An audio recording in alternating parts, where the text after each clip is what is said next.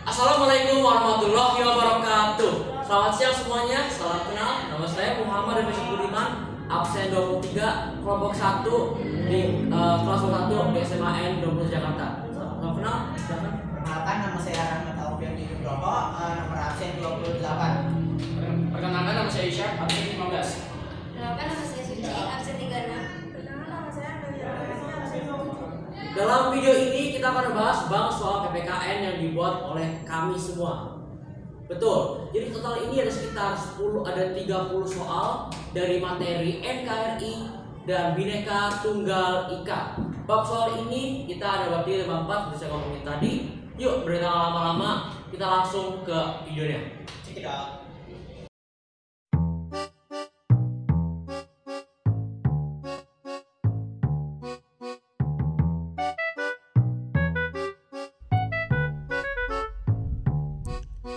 Nama gua Mamat.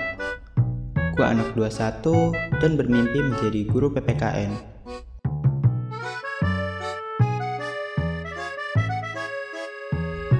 Tapi gua ada satu masalah besar.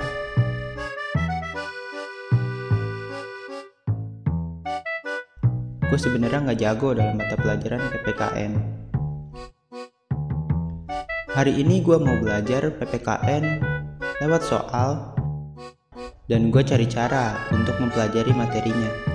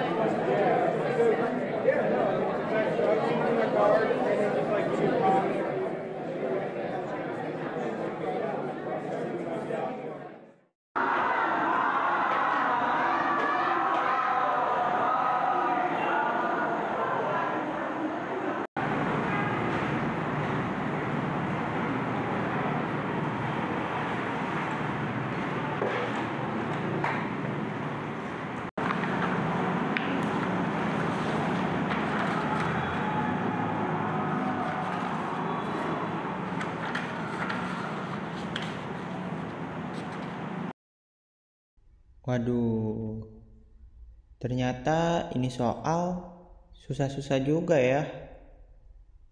Ada banyak lagi. Andai saja kalau ada video pembahasan tentang soal ini.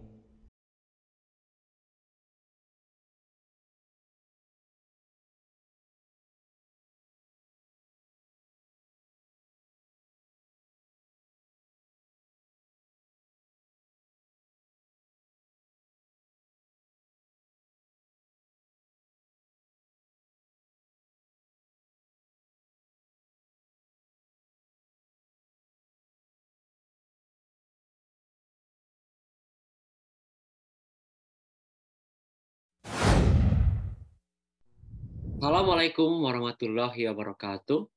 Selamat siang, kawan-kawan semua. Salam kenal, nama saya Muhammad Rifes Budiman. Saya adalah absen 23, berasal dari SMA N 20 Jakarta. Saya dari kelas 21, dan hari ini saya ingin membahas tugas proyek Bank Soal PPK, dan hari ini saya akan membahas jawaban-jawaban untuk tiap tiap soal. Jadi pertama kita dulu nih, saya membuat soal 1 hingga nomor 5. Saya akan bahas jawabannya, alasannya, dan saya akan juga baca soalnya. Jadi kita biar nggak lama-lama, langsung mulai aja yuk. Jadi ini soal pertama adalah mengenai globalisasi. Saya baca ya. Globalisasi ini sebagai proses masuknya ke ruang lingkup dunia. Banyak faktor yang mendorong terjadi globalisasi. Perkembangan teknologi, informasi, dan transportasi adalah di antaranya. Dengan wajarnya berbagai bidang-bidang di masyarakat tentunya akan menghasilkan berbagai dampak yang positif dan negatif untuk para warga Indonesia. Sebagai warga negara Indonesia, kami harus mempelajari cara untuk mencari informasi dan budaya dari luar negeri, supaya kami tidak hilang budaya Indonesia yang sudah bertahan sekian lama.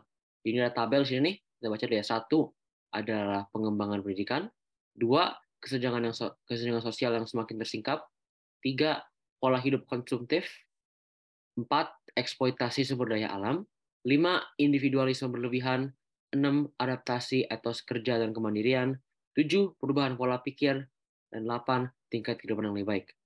Jadi dari pilihan-pilihan, pertanyaan adalah dari pilihan-pilihan yang diberi di atas, yang mana merupakan dampak positif globalisasi di Indonesia?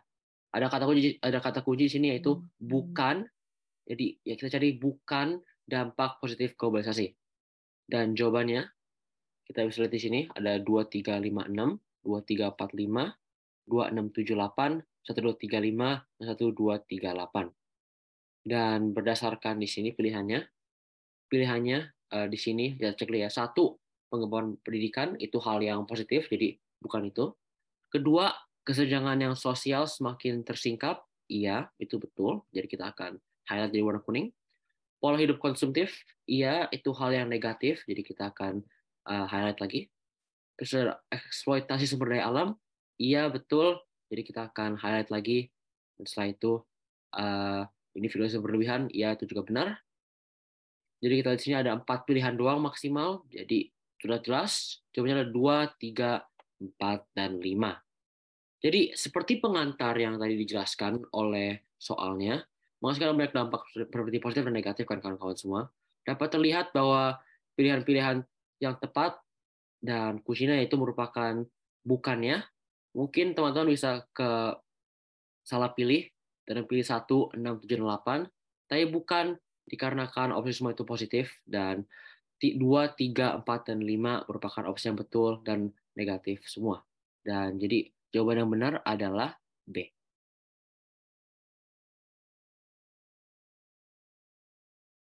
Kita lanjut ke nomor 2 ya kawan-kawan semua. Oke, ada ilustrasi nih, ada soal cerita. Pak Adam berumur 40 tahun dan tinggal di Aceh. Di waktu kecilnya, ia selalu menggunakan sepeda atau jalan kaki ketika pergi ke tempat umum seperti warung, sekolah, masjid, hasil kereta, dan lain-lain. Sekarang beliau dan istrinya tinggal di kota DKI Jakarta dengan anaknya.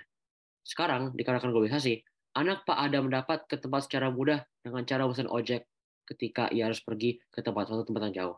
Berdasarkan pernyataan ini merupakan globalisasi di bidang, jadi ada 5 pilihan nih, globalisasi di bidang iptek, di bidang kesehatan, transportasi, budaya, dan teknologi. Dan jawaban yang tepat adalah globalisasi di bidang transportasi. Nah, saya akan jelaskan mengapa ini jawabannya. Jadi, alasan kenapa bukan iptek itu dikarenakan iptek biasanya membahas mengenai ada banyak pilihan ya. Jadi alasan ini dipilih untuk nomor C adalah pertama, iptek dikarenakan tidak membahas mengenai teknologi yang sedang canggih-canggih ini. Terus bukan kesehatan dikarenakan tidak membahas mengenai pattern-pattern kesehatan yang sudah berkembang. Terus tidak ngomongin budaya karena tidak membicarakan budaya-budaya yang sudah berubah dikarenakan budaya dari luar dan campur-campur budaya-budaya lain. Dan bukan teknologi, sama seperti iptek tidak membicarakan tentang teknologi yang sudah berkembang sangat jauh ini. Jadi alasan transportasi itu karena berhubungan dengan ojek online atau ya Gojek lah istilahnya ya. Dan itu kenapa dijadikan bidang transportasi.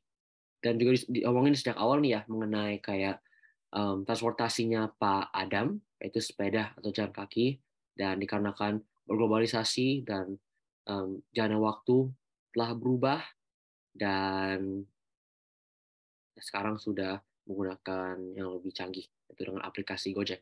Itu kenapa jawabannya adalah C, globalisasi di bidang transportasi. Kita lanjut kawan-kawan semua di nomor 3. Oke, ada kedua gambar nih, ada 2 gambar.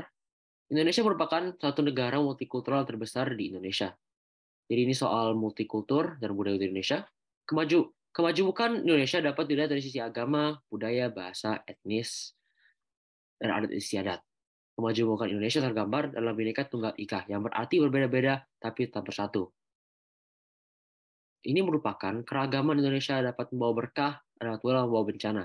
Keragaman dapat menjadi berkah bila dikelola dengan baik. Satu contoh cara adalah melewati kegiatan dan gambar di atas itu pameran seni rupa dan pentas seni kolaborasi budaya. Apa tujuan dari kegiatan tersebut?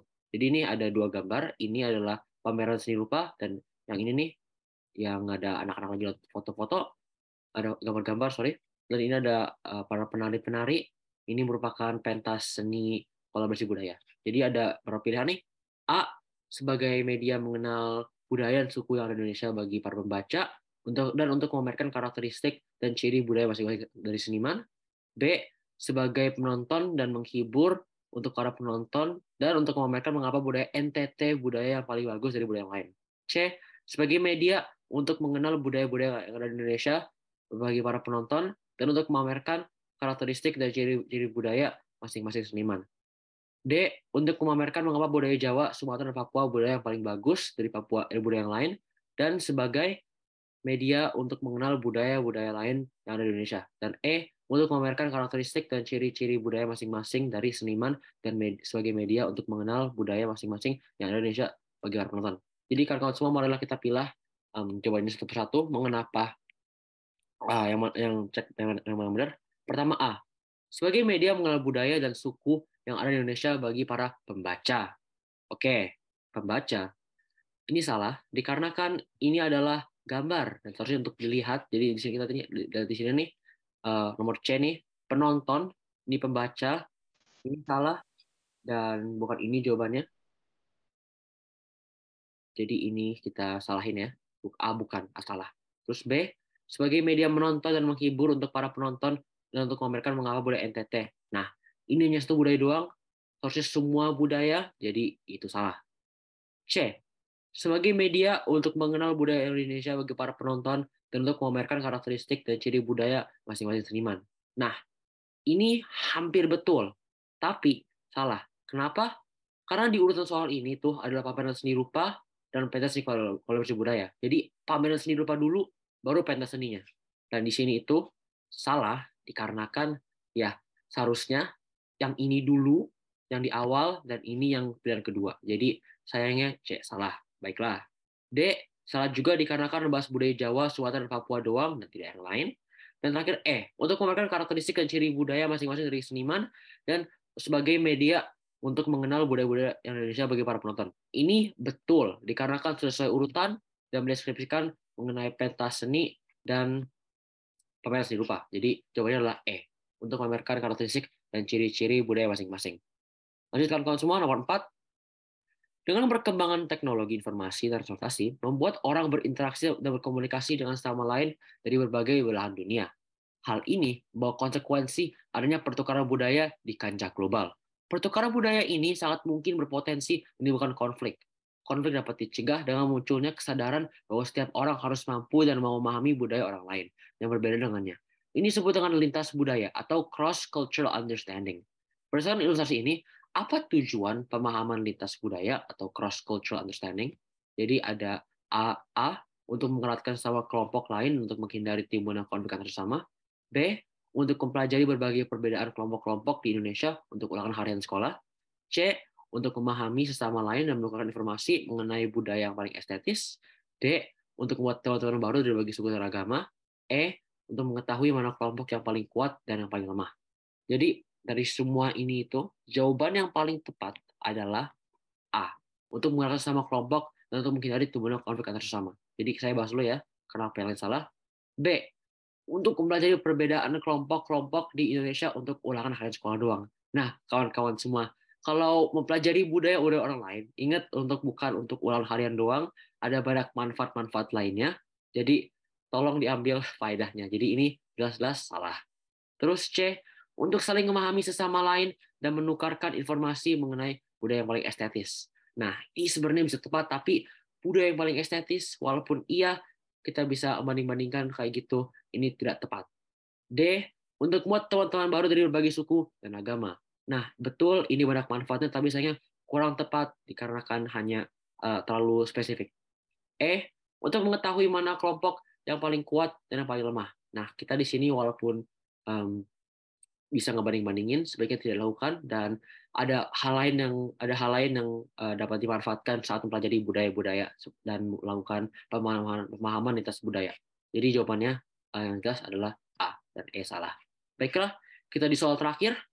Saya akan baca ini ya. Indonesia adalah negara yang beragam dari berbagai aspek. Salah satunya merupakan keragaman dalam suku, agama, ras, budaya, dan lain berbagai hal. Meski bangsa Indonesia dikenal sebagai bangsa yang toleran, namun keragaman ini menyebabkan konflik antar sesama kelompok dan individu. Ada berbagai istilah-istilah yang melatar belakangi konflik seperti ini, seperti diskriminasi, stereotip, dan prasangka. Dan contoh-contoh berikut, yang mana merupakan contoh prasangka sosial atau social prejudice terhadap kelompok lain, ada 3 pilihan nih. A, itu kedua kiai saling ribut karena memiliki solusi yang berbeda terhadap satu masalah. B, kedua kiai saling menghargai sesama karena mereka suka bekerja sama saat membuat acara silaturahmi di masjidnya. C, Arif yang beragama Islam dan Yanto yang beragama Kristen sudah bukan teman lagi dan saling buang pandang ketika bertemu karena permasalahan perlombaan. D, Pak Berry sebagai bos tidak memberikan pinjaman pada Bu Pipit karena Bu Pipit memiliki suku bangsa yang minoritas di tempat kerjanya. Dan E, Rahman sering mengejek semua orang-orang yang ditemui tanpa alasan. Jawaban yang di sini itu yang tepat adalah D. Nah, kenapa kawan-kawan semua ya? Jadi pertama A dan B itu salah. Walaupun iya ini yang A itu negatif, yang A itu negatif, yang B itu positif, itu salah karena kedua kiai itu memiliki agama yang sama dan pada akhir-akhirnya tidak ada berhubungan dengan um, prasangka terhadap suatu hal yang lebih minoritas atau maaf atau yang lain itu. Jadi ini salah karena mereka memiliki agama yang sama dari kiai kan ya. Terus kecil itu walaupun ini benar Arif beragama Islam dan itu beragama Kristen, ini bukan prasangka sosial. Kenapa? Dikarenakan ini masalah perlombaan. Jadi ini itu masalah privat, masalah antara mereka berdua, masalah individu dan tidak berhubungan mengenai social prejudice atau prasangka sosial. Dan itu Rama sering mengejek semua orang dia temui tanpa alasan. Jadi dia itu tidak memilih orang-orang untuk diejek. Dia milih itu benar-benar semuanya dan dia alasan itu. Oleh karena itu ini jelas-jelas bukan merupakan social prejudice atau prasangka sosial. Dan yang paling tepat adalah D, dikarenakan di sini membahas mengenai Bu Ipit yang memiliki suku minoritas di tempat kerjanya dan Pak Berry tidak suka suku minoritas dan itu merupakan prasangka sosial atau social prejudice. Jadi kawan-kawan semua, itu adalah 5 soal yang saya telah bahas hari ini. Semoga bermanfaat. Saya akan lanjut ke teman saya bernama Rahmat Alfiandi. Wassalamualaikum warahmatullahi wabarakatuh.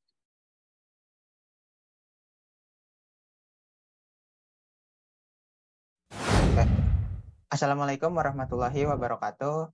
Selamat pagi, siang, sore, ataupun malam untuk kita semua. Perkenalkan, nama saya Rahmat Alfiandi Nugroho dari kelas 11.1, nomor absen 28. Di sini saya ingin membahas soal PPKN yang telah saya buat. Untuk soal yang pertama itu, Indonesia merupakan negara majemuk yang terdiri dari beragam suku, agama, ras, kelompok, dan antar golongan. Kemajemukan Indonesia di satu sisi adalah anugerah, namun di sisi lain kemajemukan Indonesia adalah ancaman, karena dapat A. merusak solidaritas sesama suku, B. memicu terjadinya konflik sosial, C. menimbulkan polemik internasional, D. menggiring datangnya massa berskala luas, dan E. mendatangkan keuntungan. Untuk jawaban yang pilihan pertama itu adalah memicu terjadinya konflik sosial. Kenapa jawabannya memicu terjadinya konflik sosial? Karena Indonesia itu kan negara majemuk yang terdiri dari beragam suku, agama, ras, dan kelompok antar golongan. Kemajemukan Indonesia itu kan di satu sisi kan melahirkan sebuah keuntungan untuk Indonesia karena dapat menjadikan anugerah. Namun di sisi lain kemajemukan Indonesia itu menjadi sebuah rintangan atau ancaman yang dapat memicu terjadinya konflik sosial. Untuk yang pilihan A itu salah karena solidaritas sesama suku, jadi hanya sukunya saja. Untuk yang C itu menimbulkan polemik internasional, itu juga salah. Untuk yang D, menggiring datangnya massa berskala luas, itu juga salah. Dan yang E, itu mendatangkan keuntungan, ini keuntungannya sudah ada. Jadi jawaban yang benar adalah yang B, memicu terjadinya konflik sosial.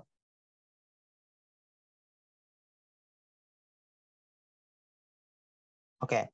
Untuk soal selanjutnya, nomor 7, sekelompok umat beragama yang meyakini bahwa ajaran agamanya yang paling benar dan paling terbaik.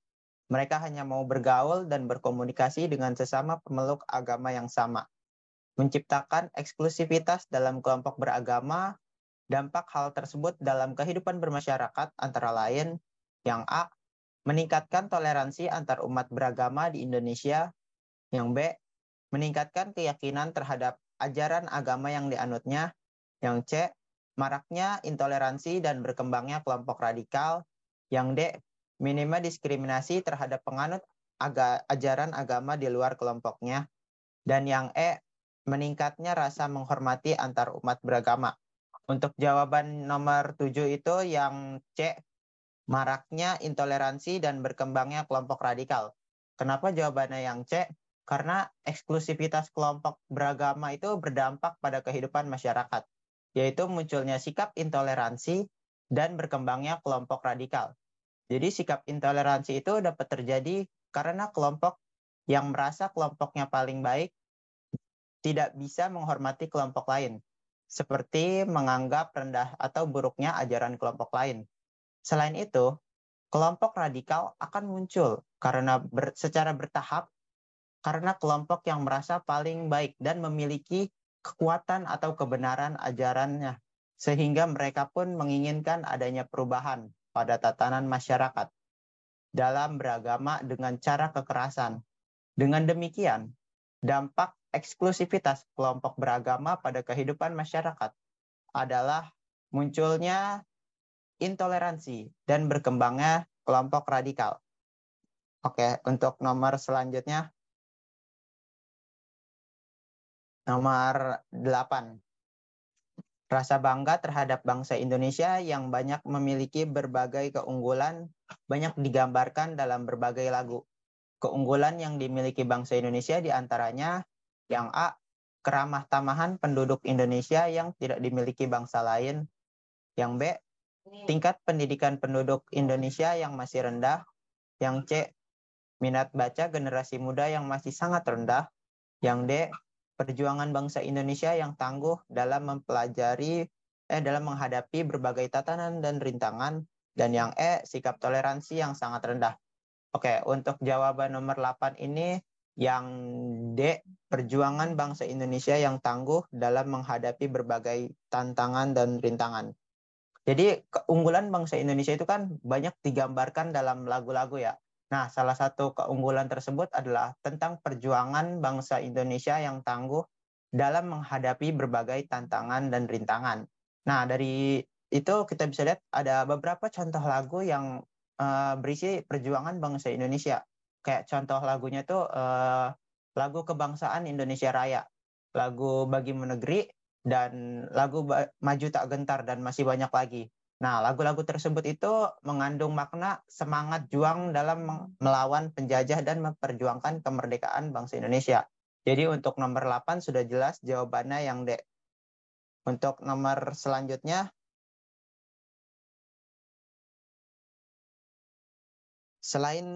selain dari keragaman suku dan agama, Indonesia adalah negara yang bermata pencariannya beragam. Ada yang bekerja sebagai petani, nelayan, peternak, pegawai bank, dan masih banyak lagi. Keragaman mata pencarian ini dipengaruhi oleh yang A, latar belakang pendidikan yang masih rendah. Yang B, keberagaman suku bangsa. Yang C, perbedaan letak wilayah dan ketinggian daerah. Yang D, tingkat penghasilan di tiap wilayah berbeda-beda. Dan yang E, keragaman agama. Oke, untuk jawaban nomor 9 ini ada di pilihan C, perbedaan wilayah dan ketinggian daerah. Kenapa pilihan C itu keragaman mata pencarian dipengaruhi oleh perbedaan letak wilayah dan ketinggian daerah? Oke, jadi jawabannya itu karena setiap kondisi geografis itu memiliki karakteristiknya masing-masing yang akan menentukan mata pencarian dari masyarakat di ruang tersebut. Kayak contohnya gini nih, masyarakat yang ada di dataran rendah itu kan cenderung menjadi kawasan industri yang akan mendorong masyarakatnya bekerja di kawasan tersebut. Kayak misalnya contohnya menjadi pegawai bank atau bisa juga jadi karyawan kantoran. Berbeda halnya dengan masyarakat yang tinggal di dataran tinggi. Itu mereka tuh cenderung menjadi petani kebun, dan ada juga nelayan yang menjadi mata pencarian di wilayah pesisir. Jadi untuk nomor 9, keragaman mata pencarian itu dipengaruhi oleh C, perbedaan letak wilayah dan ketinggian daerah. Untuk nomor 10, yang terakhir, kondisi masyarakat Indonesia yang majemuk berpotensi memicu konflik yang tidak hanya merugikan kelompok masyarakat, tetapi juga bangsa Indonesia secara keseluruhan. Oleh karena itu, setiap warga negara harus, yang A, selalu menjatuhkan keyakinan orang lain, yang B, bertahan dengan pendapatnya masing-masing, yang C, toleransi terhadap keanekaragaman masyarakat, yang D, tidak mau menerima nasihat orang lain tanpa pertimbangan, dan yang E, menghina atau merendahkan kepercayaan orang lain. Jadi untuk nomor 10 ini jawabannya itu yang opsi C, toleransi terhadap keanekaragaman masyarakat. Kenapa saya pilih jawaban yang C? Karena di opsi yang A ini selalu menjatuhkan keyakinan orang lain. Di opsi A ini, Indonesia itu kan negara yang berbeda-beda ya. Dengan selalu menjatuhkan keyakinan orang lain itu akan sangat besar untuk memicu terjadinya konflik yang pasti akan merugikan kelompok masyarakat. Untuk yang B, bertahan dengan pendapatnya masing-masing. Bertahan dengan pendapatnya masing-masing ini, kita tidak akan menghargai pendapat orang lain dan tidak akan mau menerima pendapat orang lain. Karena kita akan terus berpegang teguh pada pendapat kita masing-masing, tidak keras kepala, seperti itulah. Untuk yang D, tidak mau menerima nasihat atau orang lain tanpa pertimbangan. Ini sama seperti opsi B. Untuk yang E, menghina atau merendahkan kepercayaan orang lain. Untuk yang E ini sudah jelas tidak adanya sikap toleransi antar umat beragama maupun antar ras gitu. Jadi mereka itu akan merendahkan orang lain dengan kepercayaannya yang itu akan memicu terjadinya konflik.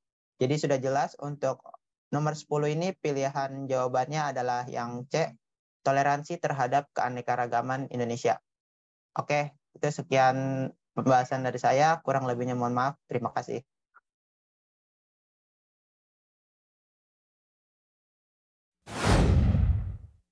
Assalamualaikum warahmatullahi wabarakatuh. Nama saya Isyap, absen 15 dari 11.1. Saya ingin melanjutkan soal PKN nomor 11 sampai nomor 15. Yang pertama itu nomor 11, suku bangsa di Indonesia bermacam-macam, tetapi kita bisa bebas hidup di berbagai wilayah Indonesia. Suku bangsa yang berbeda ini saling memahami dan menghormati. Perbedaan ini membuktikan jawabannya adalah B.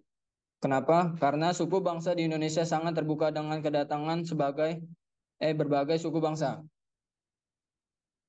Selanjutnya, nomor 12 itu suku bangsa di Indonesia memiliki lebih dari 300 suku bangsa atau suku bangsa. Suku bangsa terbesar di Indonesia terhitung 41% dari total populasi. Jawaban saya itu B, karena suku Jawa. Dan selanjutnya nomor 13.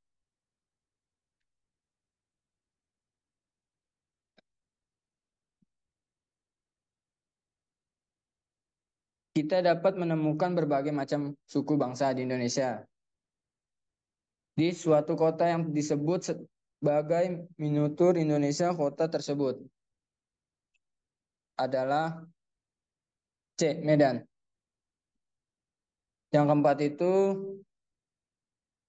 nomor 4 itu tari kecak dari Bali sangat terkenal di kalangan turis mancanegara. Hal ini menunjukkan peran dan fungsi keragaman budaya sebagai D. Kenapa? Mendorong inovasi kebudayaan. Oke. Selanjutnya yang terakhir nomor 15. Dengan keberagaman budaya yang dimiliki bangsa Indonesia, makin menambah kesadaran masyarakat bahwa manusia pada hakikatnya memang memiliki perbedaan. Oleh karena itu, keberagaman budaya tidak perlu dipertentangkan, setiap budaya ingin dikembangkan karena itu setiap kebudayaan mendukung serta bersama-sama mengembangkan kebudayaan. Penjelasan tersebut menunjukkan peran dan fungsi keragaman budaya sebagai C. Mengembangkan sikap toleransi.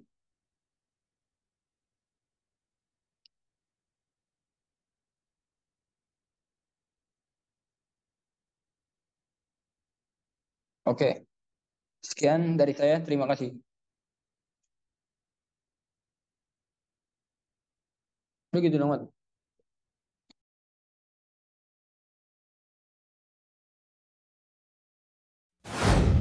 Perkenalkan, nama saya Amelia Ramayanti, absen 7, kelas 11-1, dan saya di sini untuk membahas tugas proyek PKN tentang NKRI.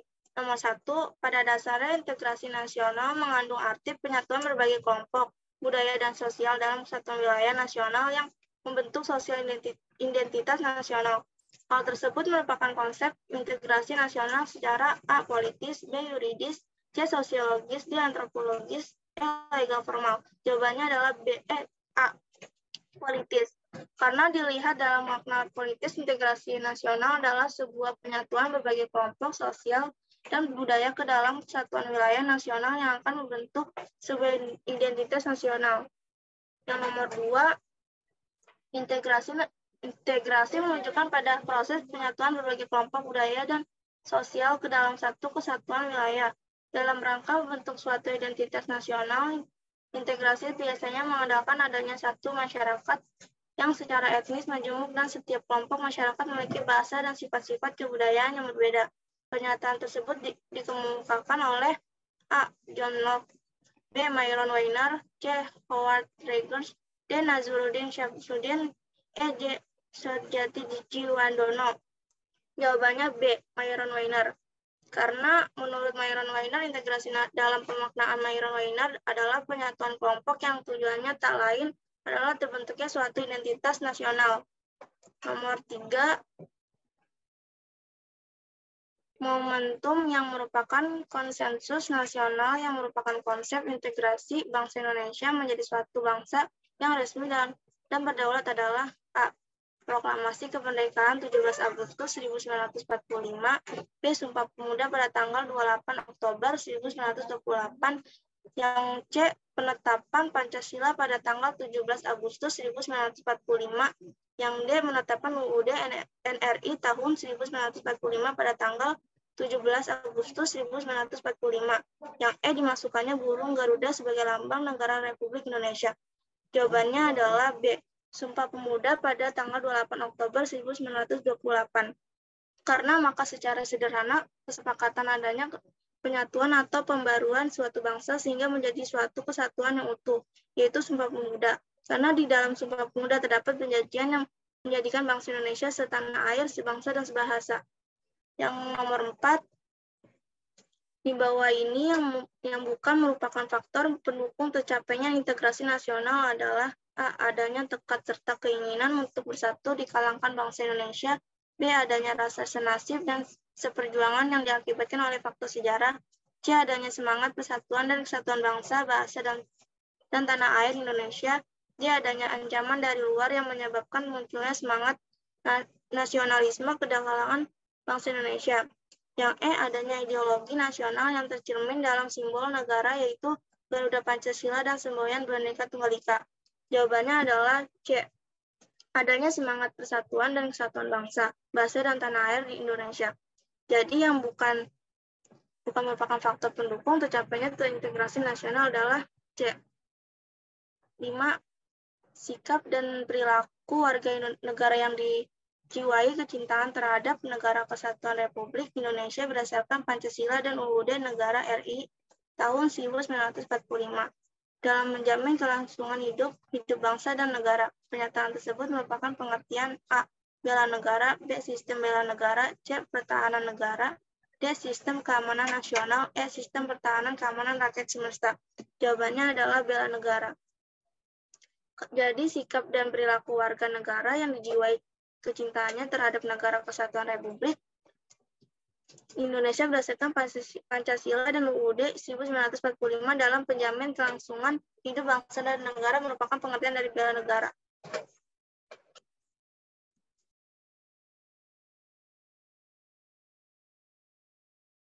Assalamualaikum warahmatullahi wabarakatuh. Nama saya Suci Anissa dari absen 36 untuk membahas materi NKRI. Saya menjelaskan nomor 6 sampai nomor 10. Tugas negara juga melindungi wilayah Z yang merupakan batas wilayah laut suatu negara dari garis pantai yang luas? Jawabannya A. 200 juta, dikarenakan Z atau zona ekonomi eksklusi adalah batas perairan suatu negara di mana pada zona tersebut suatu negara mempunyai hak atas kekayaan alam di dalam Z memiliki jarak 200 mil yang arah laut batas melalui pulau terluas. Nomor 7, isi dari pasal 25A UUD RI tahun 1945 tentang wilayah NKRI yang paling tepat adalah A. Negara Kesatuan Republik Indonesia adalah sebuah negara kepulauan yang berinci aturan di mana batas-batas wilayah lautan merupakan batas ambang yang bayar Indonesia berdasarkan kondisi lautan toleransi dan Z. B. Negara Kesatuan Republik Indonesia adalah sebuah negara kepulauan yang berinci Nusantara dengan wilayah yang batas-batas hak ditempatkan dengan undang-undang.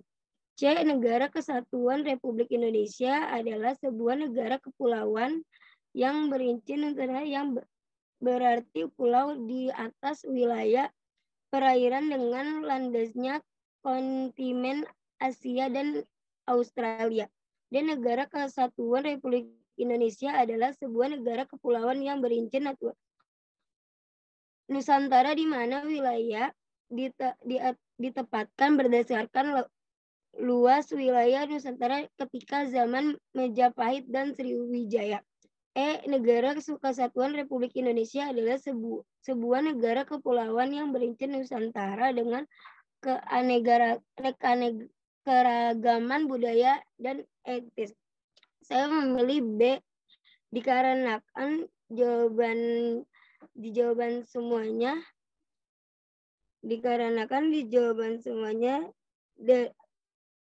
jawaban B dari pasal Undang-Undang Dasar Undang-Undang Dasar RI tahun 1945. Nomor 8.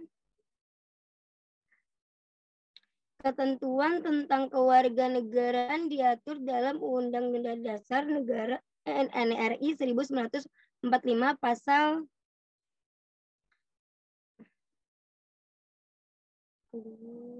26. Saya dikarenakan karena menjadi warga negara adalah orang-orang bangsa Indonesia asli dan orang-orang bangsa lain yang disahkan dengan Undang-Undang Dasar sebagai warga negara. Nomor 9. Wajib militer bagi warga negara adalah sangat wajar untuk mempertahankan keutuhan wilayah negara. Hal ini amanat konstitusi pasal 30 ayat 1. Dikarenakan wajib militer bagi warga negara adalah wajah untuk mempertahankan keutuhan wilayah negara. Hal ini amanat konstitusi pasal 30 ayat 1 Undang-Undang Dasar Negara NRI tahun 1945 yang dinyatakan. Nomor 10. Dalam sistem pertahanan keamanan rakyat semesta, rakyat berfungsi sebagai kekuatan. Jawabannya B. Utama sistem pertahanan. Dikarenakan rakyat tertanggung jawab atas keamanan dan berlangsungnya hidup di negara sehingga rakyat menjadi objek pertama yang melindungi dan dilindungi oleh pemerintah. Sekian presentasi dari saya. Wassalamualaikum warahmatullahi wabarakatuh.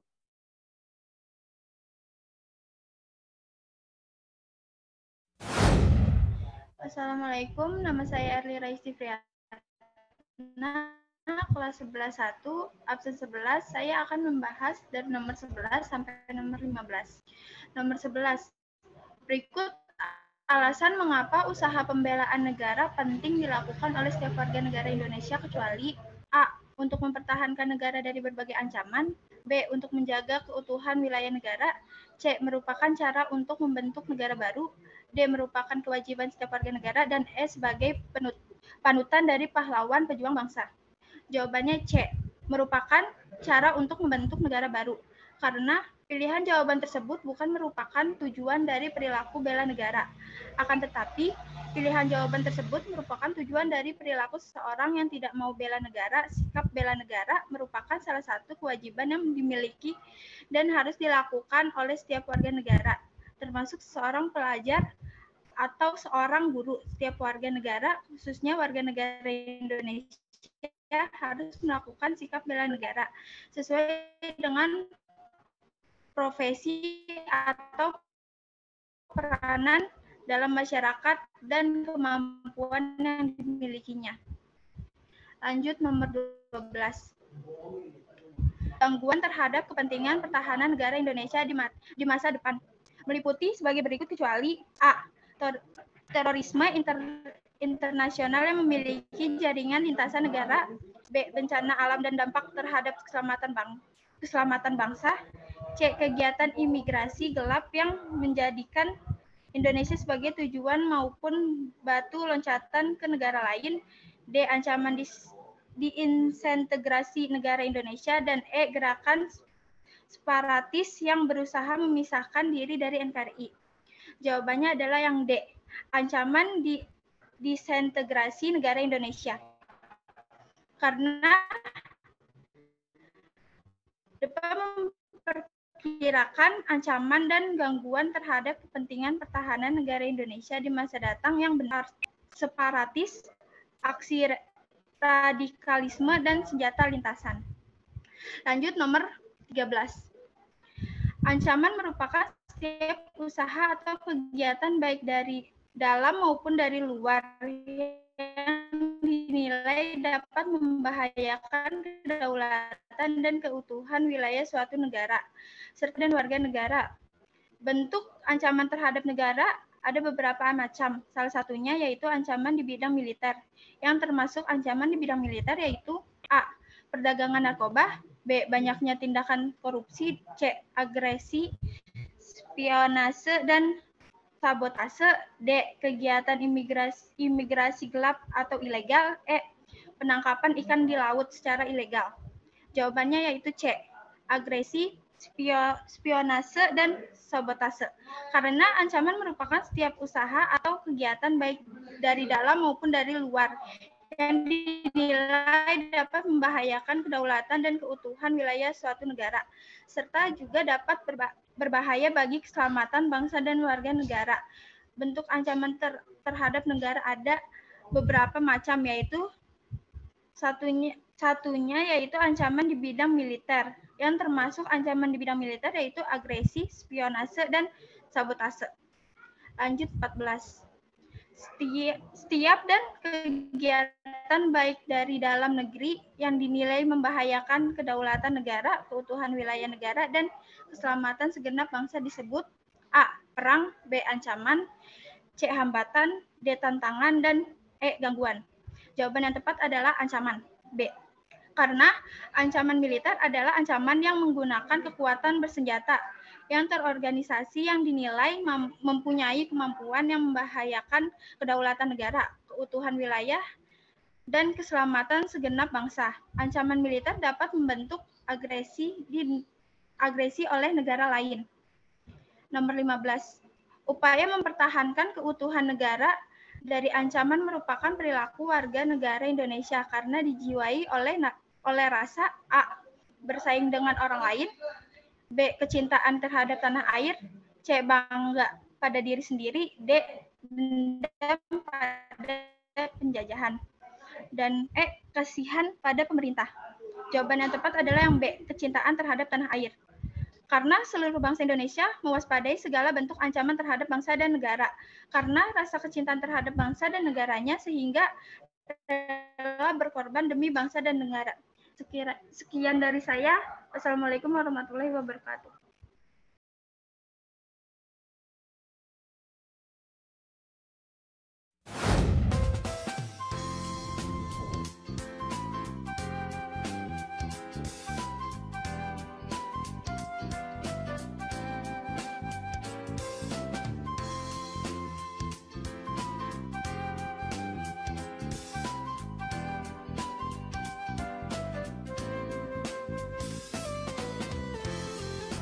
Alhamdulillah selesai.